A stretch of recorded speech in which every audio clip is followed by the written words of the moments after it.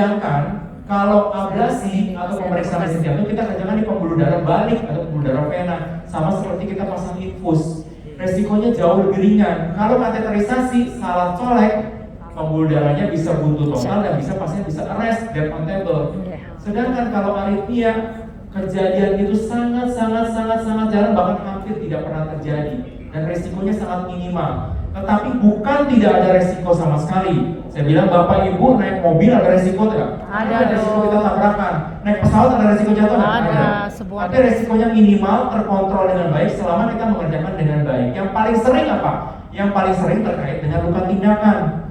Ya, karena kita menggunakan selang kateter atau sheath yang besar, jadi sama seperti orang donor darah. Bisa nggak bengkak? Bisa. Bisa nggak biru? Bisa. Bisa nggak nyeri?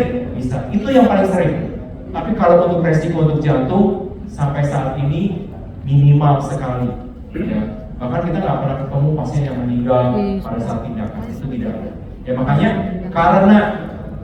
karena memang pada nggak tahu, karena pada tidak tahu sama sekali, banyak yang tidak tahu soal aritmia. Pasien-pasien tuh kalau ngomong soal penyakit jantung, analoginya selalu koroner, analoginya harus pasang ring.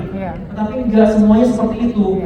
Bahkan dokter jantung yang senior juga, bahkan kalau aritmia di kateterisasi juga, padahal kan sebenarnya bukan itu masalahnya. Ternyata masalahnya adalah gangguan irama jantung. Maka kita buatin banyak sekali podcast di YouTube Hospital dan pasien sendiri yang testimoni di sana untuk menceritakan apa yang dialami sama pasien. Bahkan saya kerjakan ablasi di pasien usia 12 tahun, 13 tahun, 14 tahun. Ada cerita yang sangat menarik di Surabaya, anak usia 14 tahun tidak berani ke sekolah karena setiap kali olahraga di sekolah dia berdebar-debar dan sampai 180 kali per menit.